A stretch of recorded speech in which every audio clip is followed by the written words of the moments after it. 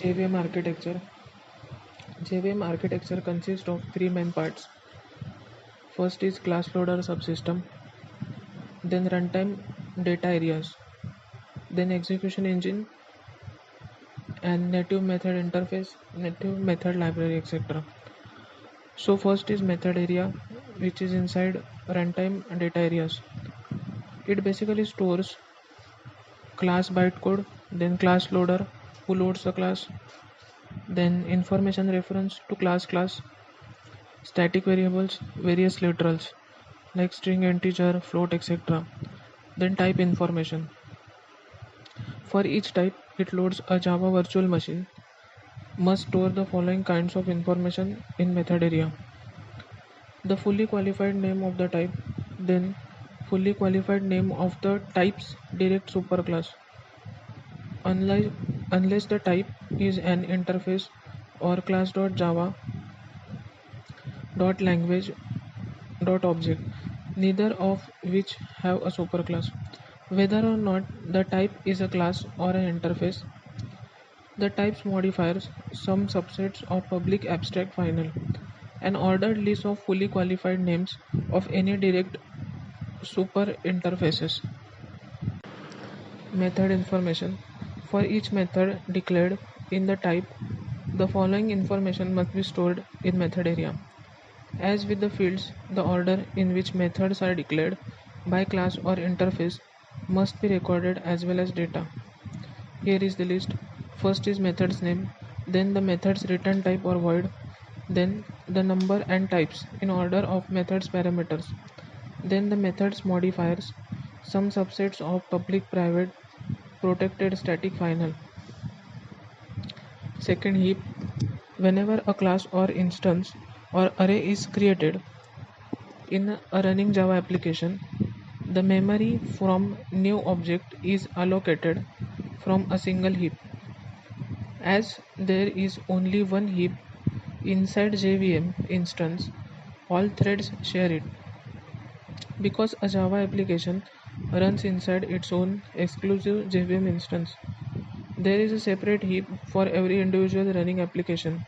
There is no way two different Java applications could trample on each other's heap data. Two different threads of the same applications, however, could trample on each other's heap data. Two different threads of some applications. This is why you must be concerned about proper synchronization of multi-threaded access to heap data in your Java programs. The JVM has an instruction that allocates memory on heap for a new object but has no instruction for freeing that memory.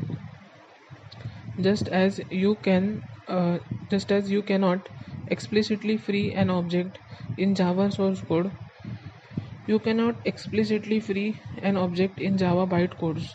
The virtual machine is itself responsible for deciding whether and when to free memory occupied by objects that are no longer referenced by running application. Usually JVM machine implementation uses garbage collector to manage the heap. Third, stack. For every thread, a separate runtime stack will be created. Every entry method name in stack is called as stack frame, which consists of three things. First, local variable area. This is related to that method, how many local variables are there and the corresponding values that are stored here. Second is operand stack, scratch area for a method in order to perform any operation specified by that method.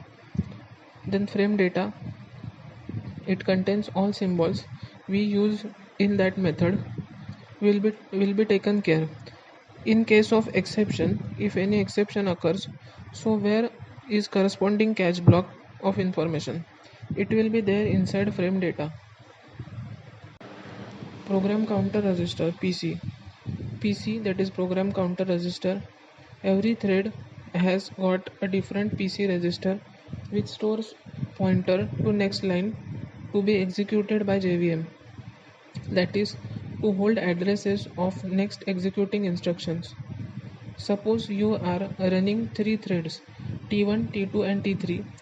In this case, there will be three program counters for T1, T2, and T3.